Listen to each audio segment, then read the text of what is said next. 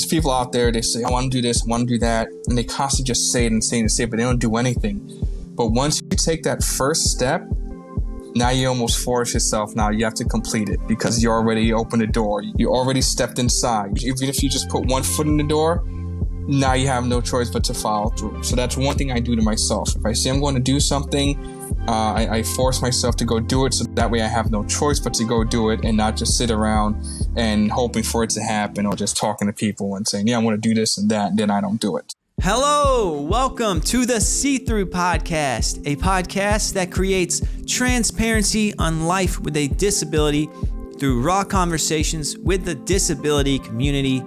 I'm your host, Lance Johnson, and I live and podcast with the eye disease, retinitis pigmentosa, or RP for short. In this episode, my good friend, Jon Marin, returns to the podcast.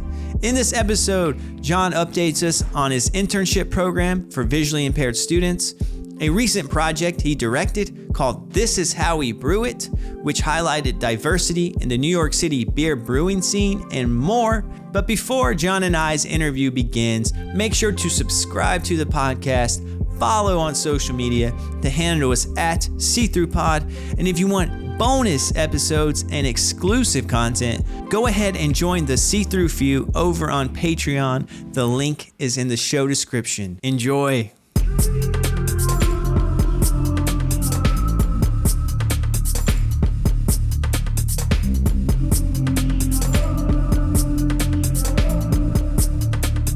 Jon Marin, welcome to the See-Through Podcast. I didn't even need to check in with you. I just wanted to start. I just wanted to jump in, man. Yeah, it's glad to be here for round 2. Looking forward to it. Yeah, man. Welcome to the video version. Yes, this is our first time, right? Yeah, I talked to Kevin yesterday. Yeah, man, I spoke to Kevin earlier this afternoon. So, excellent. Yeah, Kevin's great, as you already know, and I think people are going to enjoy that interview. He's a very talented young man and a graduate from my internship program, which I guess that's something we could probably touch on in a little while. Yeah, Kevin's interview is good, and I think people are going to dig it. The kid's a star. It's just it's one of those bright futures, you know, so I'm very happy for him. I've watched him. I've known him since high school, you know, and now here he is. He's like over 21. So I've known him. I know him many years. I've watched him grow up, so I'm very happy in terms of him maturing and doing things on his own, and me being able to give him the experiences that he received through his time with my internship program. Yep. And for those who heard your first episode, they should be aware of your internship program. We actually talked about it on the episode with Kevin. And also you should hear motorcycles driving by my apartment. I'm sure you'll probably hear some police sirens driving by mine. Yeah, but we're going to talk all about that. So, you know, you're up in the Bronx right now, right? All the way up in the Northeast Bronx. Couldn't get any further than this in New York City. So you're up there. Up there. I mean, I'm so far up where to get to the South Bronx, it's almost like an hour. And that's by subway, believe it or not. Like it's wild. The Bronx is a big borough. So, Jon, here's some things that I want to talk about. Because you've already been on the podcast, you know the formula of the. I do. You know the formula. So I want to talk about the things that have happened since you've last been on. Sure. So a few things that are consistent are you're still, a program director for the Career Discovery Project. We're going to talk about what you have going on there. You got some new students or new people you're mentoring, and then you also last time you talked about your book, See Us. That's right. Yes. That is officially out. Mm-hmm.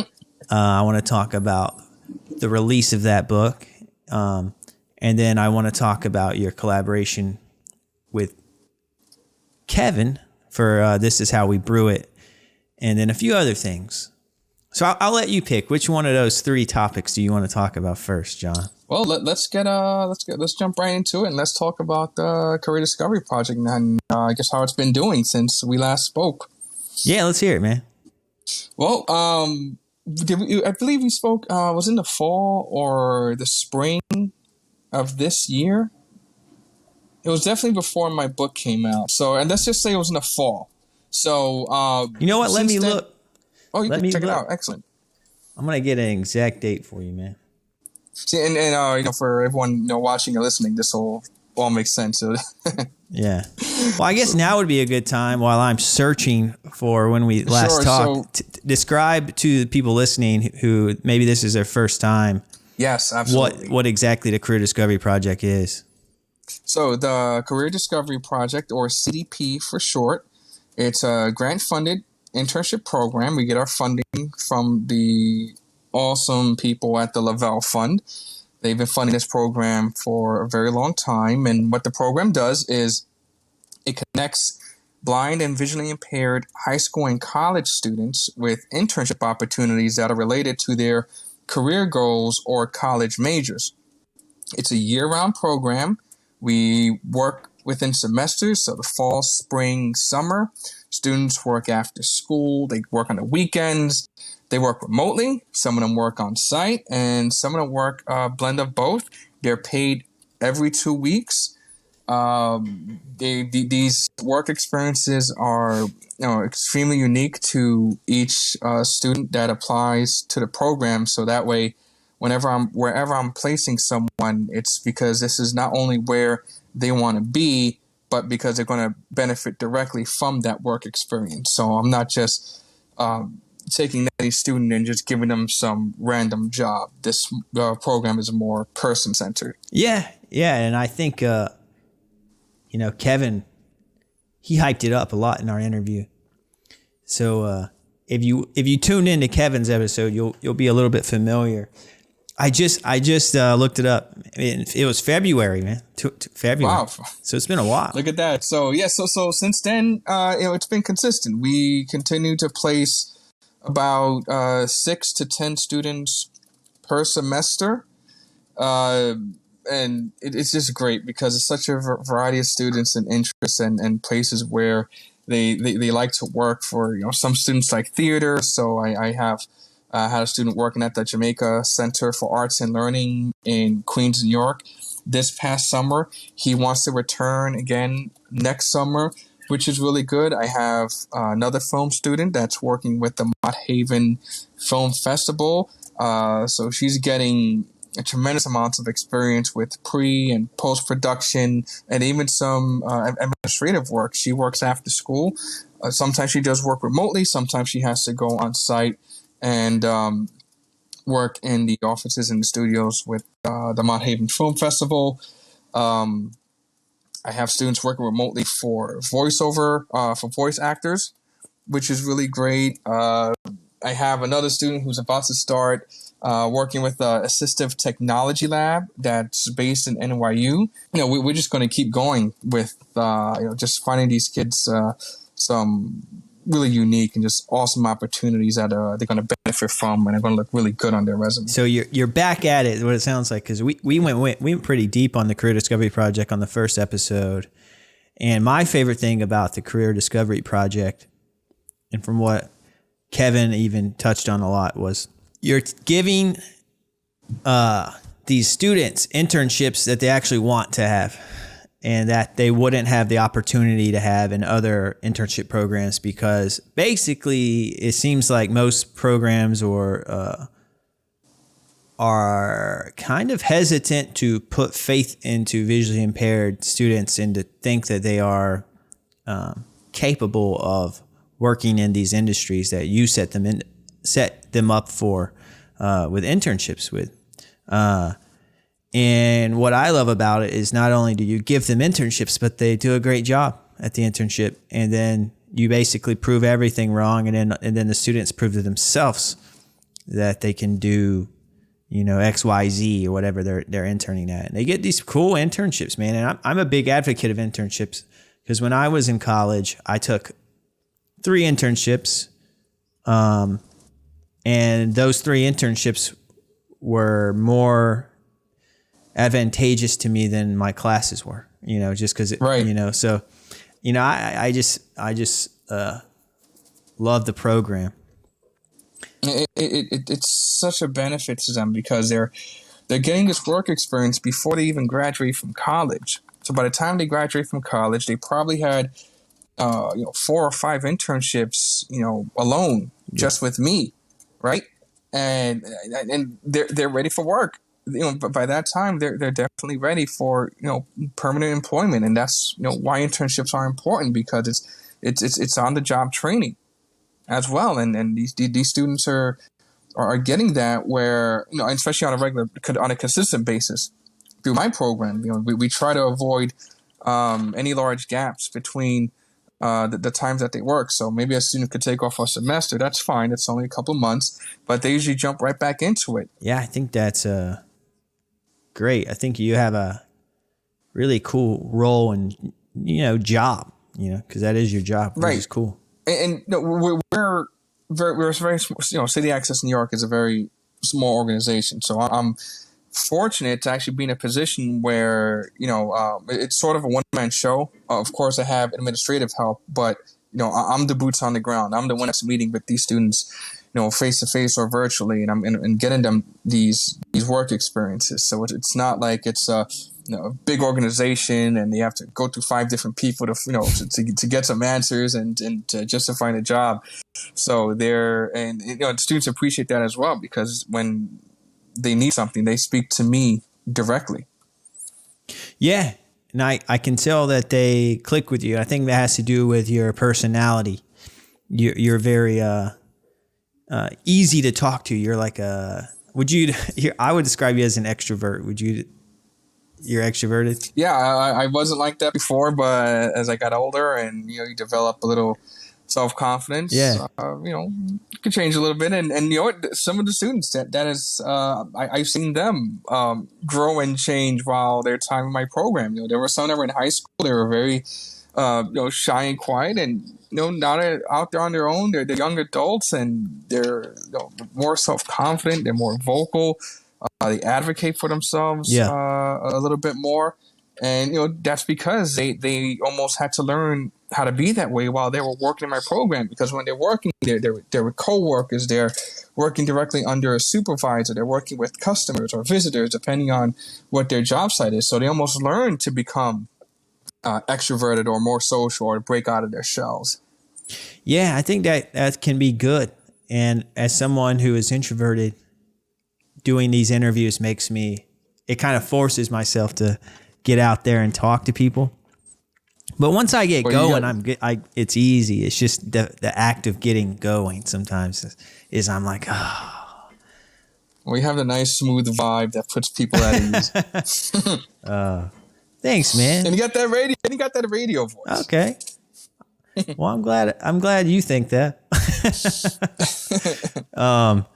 So another thing, speaking of the Career Discovery Project, and I want to kind of tie this all together and I should have, man, I have your book here. I just don't have it. I would get it, but I'm like locked into my headphones. Do you have a copy of See Us? If I just slide to the right, and I could grab where is it? And then I could, and then we could show it off right here. Oh, that one's again delivered to someone. Nice. There we go. Nice. Yeah, and I have a copy of this. This is covered. And I'll throw up some visuals of the book and that go along with it, and the website and all that. But yeah, so that book is your book. You're the author, and it covers basically some students of yours, and it kind of walks them through their time in your Career Discovery Project program, and also their personal life. And you've documented their journeys, and then you kind of put it as this collective piece out. How does it feel to have it out? Because last time we talked, it was still in the works. It's a big relief. There were so many release dates that I went through that didn't happen, but I understand that's probably normal in the book business. I'm just glad it's out there. I love the response I've been getting. People just absolutely love the book. They love it. They see how it's it's real, it's raw. They're accompanying the photos of the students in the book are their personal quotes. So you're not just looking at pictures. You're getting an idea of what this particular student was feeling at this time. And the whole point of the book was to to show off at once to a wide audience that there's these students out there. They have these barriers and so on and these obstacles, but they're fighting through it. And just like anybody else, they're also working after school and over the summer instead of being on vacation. And they know that these work experiences are going to greatly benefit them later on. And I just thought, throughout the years working with these students, that I could put together a particular group to show the public that their lives would be very interesting to them. And it's been working out so far. Again, people just love the book. So some people have like a favorite, they pick a favorite student that's featured, which is nice. It's a diverse group, different boroughs in New York City, different nationalities, different races, different cultures. So when you look at the book, it's no one's the same, except that they are all taking most of their day. It's filled up with schoolwork and work that they're doing, and it's their choice to do this because they're on their journey to young adulthood, and they're not scared of it, and this book shows that. Yeah, I agree, man. I agree, and I guess I want to do the classic kind of "Where are they now?" type of thing. Yeah, sure. Yeah. God, I know them so well. I think I know where everyone is. If you don't mind, I'll just go down the list. Yeah. This won't be in any particular order, but for those that have the book or will get the book, it'll probably make some sense. Anyway, so one of the students, Jaden, who, fun fact, grew up in my old neighborhood. He actually grew up about 2 blocks away from me from when I last lived there, back in the South Bronx, in the neighborhood of Hunts Point. Right now, he's at the University of Albany, and I believe he is a business major. When he was in my book back in 2019, he was still in high school. Then there is Caitlin. Caitlin's from the borough of Staten Island. She is up in Binghamton University doing speech pathology. Okay. Caitlin, yeah, she's very, very smart. Caitlin's amazing. Then there's Carla. Carla is currently at St. John's University, I believe. She was just featured about a month or two ago in a modeling shoot with iDesign, which was very cool. iDesign, they take clothes and they put raised braille on them, and the braille are inspirational messages. Yeah. So they were looking for some models, and I suggested that I recommended that Carla would be good for it, and they agreed. They signed her up, and she did a pretty cool photo shoot in your hometown over there, Brooklyn, New York. So that was. Have you seen the photos yet? No, man. Hey, just go check them out. They just posted them, so you can go see them. Very cool stuff. Then there is Lasana. He was doing some sports journalism internships when he was interning with me. Now he's at Seton Hall, and I believe he's still majoring in sports journalism.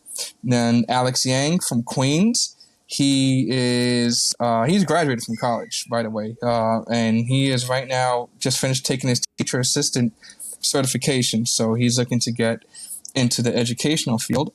And then one of the most amazing stories, and I guess the most interesting in the book, is Alani Cruz. Alani Cruz is a student that's currently in NYU. And when her photos were taken back in 2019, well, since then, Alani has transitioned. And she is now known as Liam Cruz. Okay. So he has completely turned his life around, but he's very much the same person, same bright kid who I just love dearly, and who should be interning with me again, hopefully in the spring semester. So yeah, he's not done yet. We're going to have some good stuff for him. He's taking up dramatic writing, which is really dramatic cool. writing. He's amazing. So we're going to get him some. We're going to get him something really good. So me, him, his mom's always involved. She's amazing. We're all going to talk and find what's the best opportunity out there, so we could just get him another internship while he's in college. Yeah, And that's the group right there. I think I covered everybody. Yeah, that's a good group. It is. It was one of my favorite groups. It really was. Every semester, like one group is different from the next, which is really cool. Yeah. So how long, once you have these students, like how long are they part of your group? How long do they, what's the lifespan before you, from one group to the next? All right. So you have your high school student. They start in their junior or senior year, and they could pretty much stick around until college. So while they're in high school, they get a max of 3 internships. And then when they're in college, they get another 3 internships. So if depending on how they space it out and what other commitments they have, I could probably have them right up until they graduate. Yeah, that's cool. That has to feel really fulfilling to kind of, see a student on day one and then see them post their internship and move on, and you get to see them grow. And I love when they end up looking for jobs on their own. Like, that's when I know, okay, I did it. I did what I was supposed to do. So yeah, Kevin's a good example of that, because he's out on his own. And then what's kind of neat about that is, like, you actually just did a project with Kevin. So he went from being a part of your program to now he's like, your colleague, so. Yeah, right. Yeah. And what if I keep hiring him if I end up doing some other stuff? So, I ended up doing a very cool show called This Is How We Brew It, which was a photographic showcase of the diversity of the New York City craft beer scene. I needed a photographer. I needed someone that I could trust and that I would be comfortable with, and someone that I know. And I was like, hey, why not Kevin? Kevin's done this a million times. He was just at the Tribeca Film Festival, Why not? So I called up Kevin, and he was totally down for it. And he took some amazing pictures. He's so talented. And the show, as you know, it went off very well. So we're very happy how it turned out. This show you did, I went to it. It was super cool. And I think what's neat about it is it was funded because you won a grant. That is correct. Yes, I got the grant from the City Artist Corps.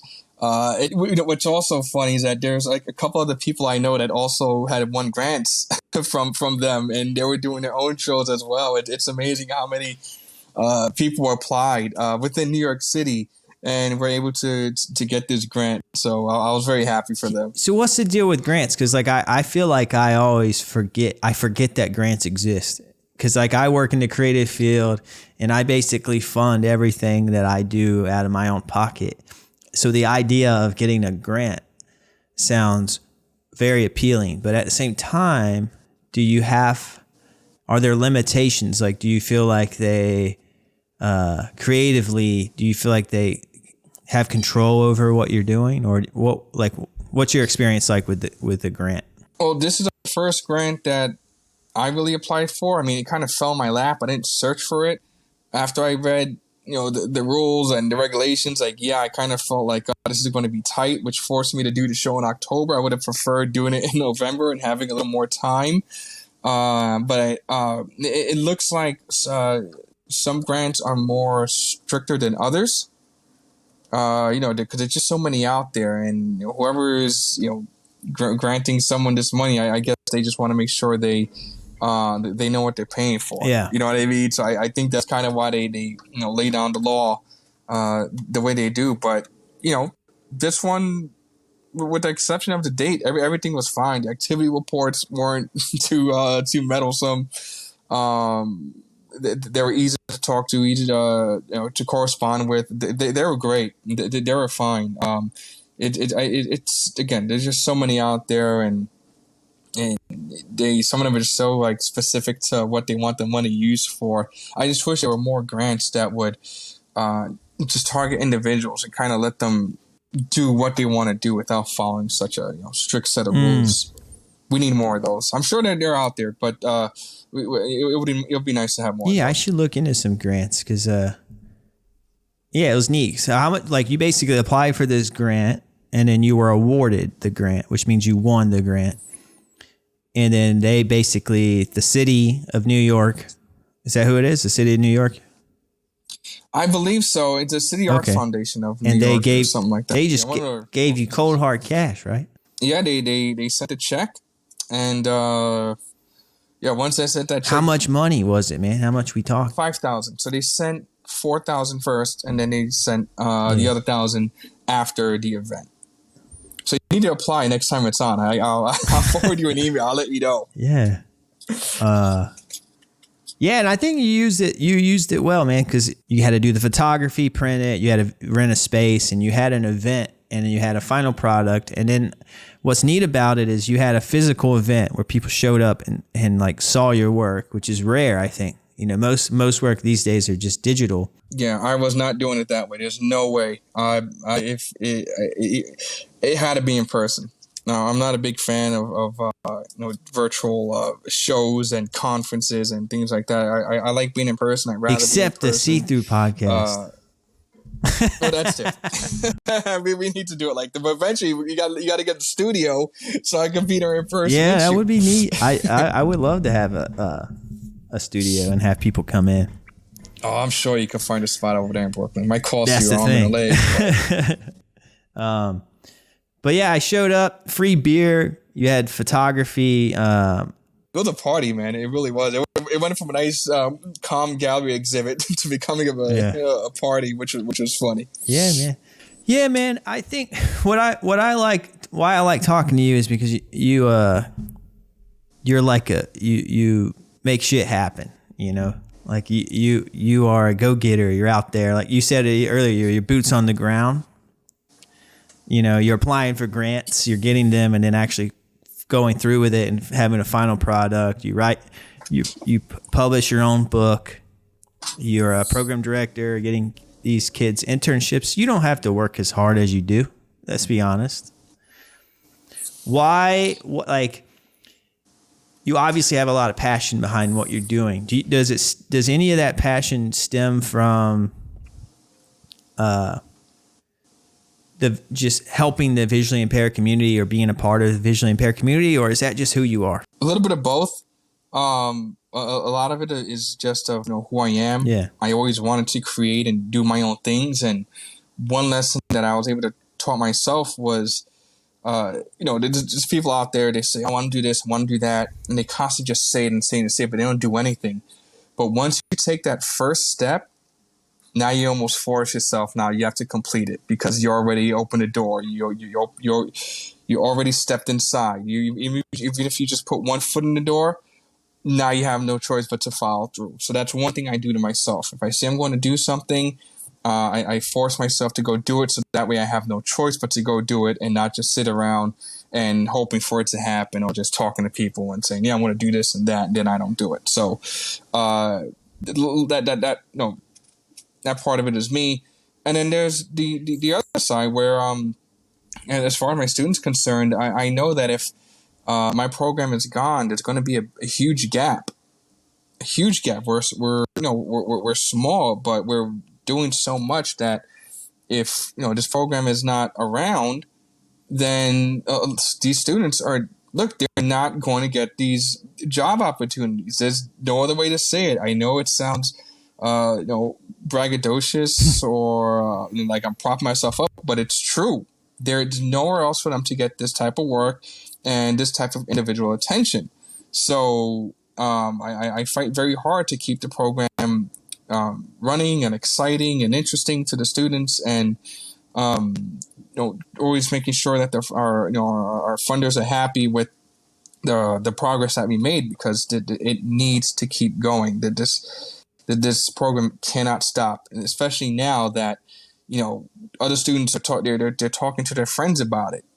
So words have been spreading for years, and that's how I get some of my students like random calls or text messages. Hey, my friend here so and so said he can get me a job. Like, okay, who's this? And I got to go dig them up and see who I'm talking to, because my name just spreads all over the place within these high school and college students, which is great.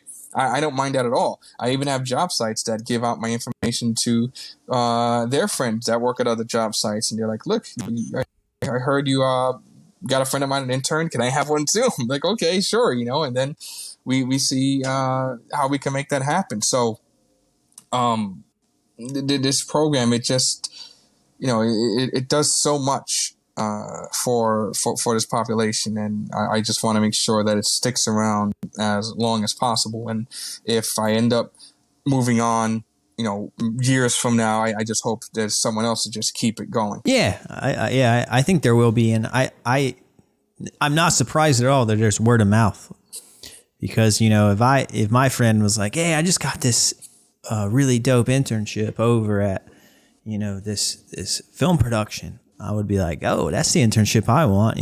How'd you get that? Because you're probably looking at your school's internship program and looking at their list, and it's like, it looks like probably super boring, honestly. And at this point, when I first started working with this program, and I was getting an idea of how much of an impact I was actually having, I was always kind of shy to say that, but now we've been around a couple of years. I'm very confident. I love what we're doing. So now I'm more outspoken about the impact that we're having, and I'm not shying away anymore from saying they're not going to get this anywhere else, and that's just, at least not in New York State, and that's just a fact. Yeah, we definitely keep doing what you're doing, and I think I want to go back to what you said about a lot of people just talk, a lot of, and I'm guilty of this sometimes, but I do. I like to give myself some credit every now and then. The fact that I self-produce this podcast, I do it all on my own. I don't have to. I like to actually do projects, and I know a lot of people, and I have some friends who, they just talk. They just talk about, I have an idea for this. I want to do this. But at the end of the day, if you're not actually doing the work, the product's never going to happen. And it sounded like your method for getting things actually done, like a tangible product, final creative project, or just final anything, is just starting it. Is that what you're telling me?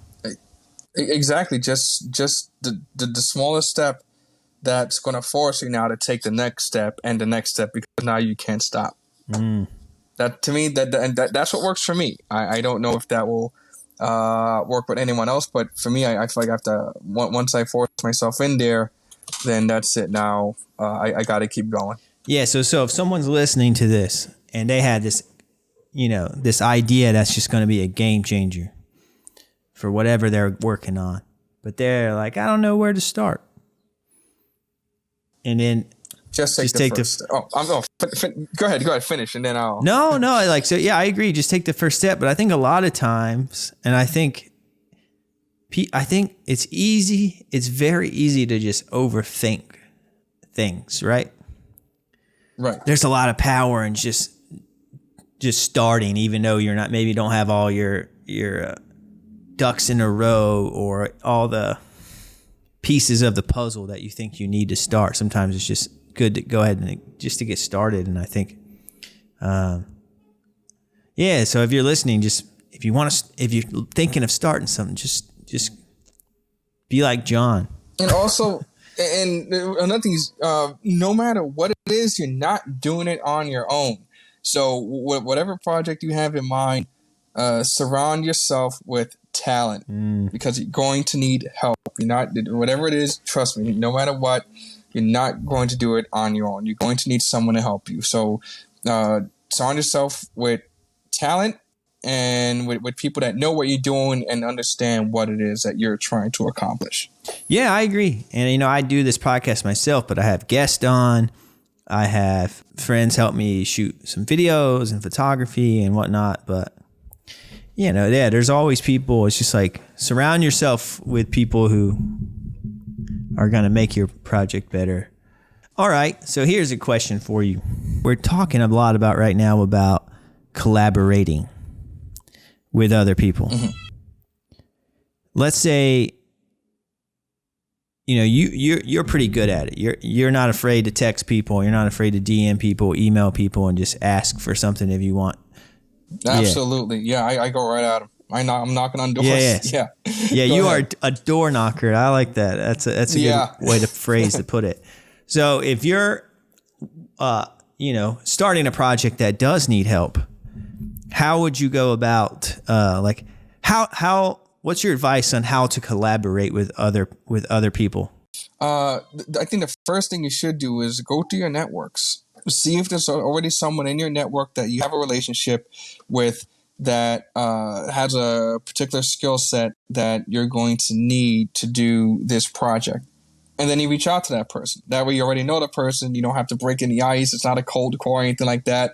It's a very casual meeting between you and a friend or an associate that you feel can help you, with a project. Now, if you don't have that anyone in your network, then you start ask people in your network for somebody they know and someone that they trust, and then you get connected from there. And hopefully you find someone that can, provide the help or the other skills that you don't have. And they could take care of that part while you take care of what it is that you know and that you can handle. It sounds like your key is to know your own strengths and weaknesses and to know and then hire or collaborate with other people who have strengths at maybe what your weaknesses are. Is that what you're saying? Exactly, because everyone's going to contribute in some way to put what you're doing together. Yeah. Everyone plays a role. And with the age of, social media and all that, since, I'm not saying you're old. I'll be 40 next month. But so. You've seen it. You've seen the industry change. You've seen communication change. Has collaborating, is that mental mindset, is that always been the same, or has that changed, since, these new things like social media and all that have came out? I think with the way social media is going and the way technology is advancing, I think it's making it a lot easier for people to collaborate because you just have access to everyone everywhere, and you could just find almost anyone that could do anything online. Yeah. So I think this digital technological age, it's really made it's made life easier for collaborators. Yeah. Another thing on that note, we're talking about collaboration a lot. You collaborate with people who are also like your internship program. You're, supervising these visually impaired students. This is how we brew it. You worked with Kevin. He's legally blind. Your vision's not the best yourself. Correct. Is there an advantage to working with other visually impaired creatives, or do you see a difference in the work of working with someone who's visually impaired and who isn't visually impaired? And do you like working with visually impaired people more than you like working with someone who is not visually impaired? I work with anyone that's talented.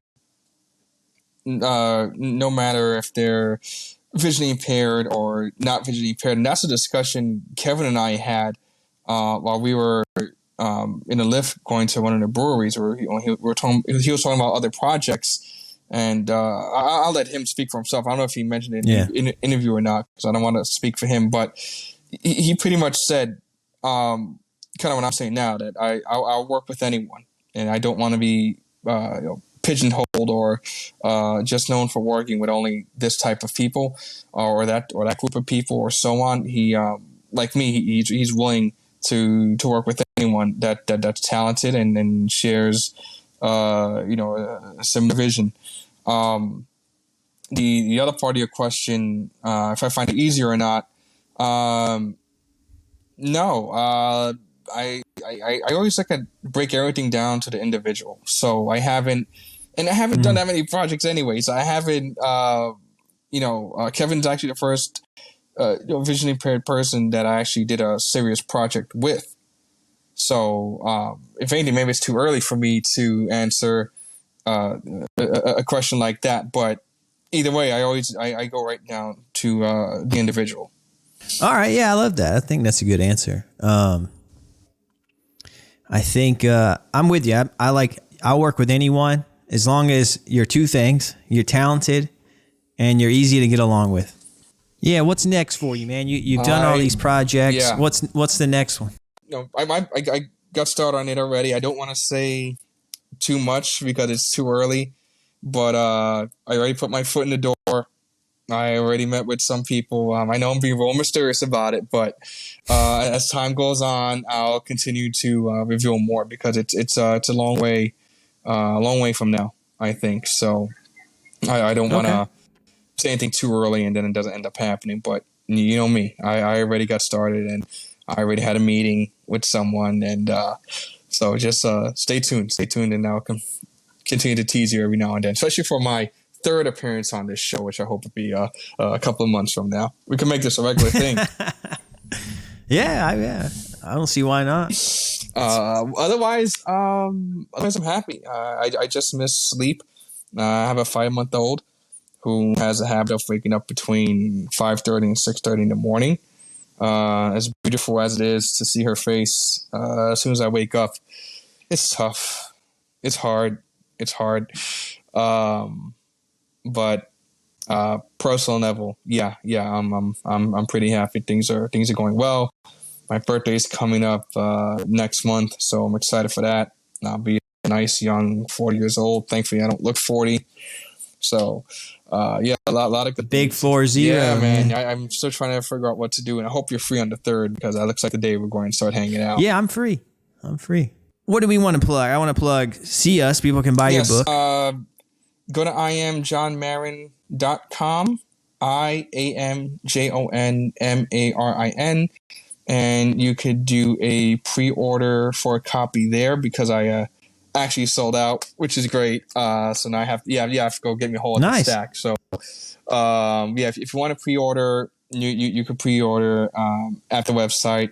Otherwise, you can find me on social media. My Instagram, and Lance, I changed my Instagram name, so it's now The Creative Jon Marin. Direct message me, whatever. I'm always available. You guys can talk to me, whatever, ask questions. I'm here. Yeah, and if this is your first time, meeting Jon via this podcast, there's a whole nother episode out there, pre-video era. It's actually one of my favorite episodes, and it's one of my most streamed episodes, actually. Yeah, I'm very proud of that. So hopefully we can break records with this one. Yeah, exactly. So go listen to that, and reach out to Jon. He's a very nice guy. He'll respond to you, and maybe you can collaborate with him. You never know. You never know. Jon, man, I think that's it. We've been talking about an hour. I know you said I know for a fact that we could go Joe Rogan style and do like 3.5 hours if we wanted to. Yeah. But I don't think we'll work our way up to that one. Yeah, exactly. But again, great conversation, man, and I look forward to seeing what you're doing next, man. Thank you for having me. I love this platform. I love this podcast. It's so cool, and I wish you the best, lots of success, and I can't wait for round 3. All right, dude. Take it easy, man, and I'll see you on your birthday.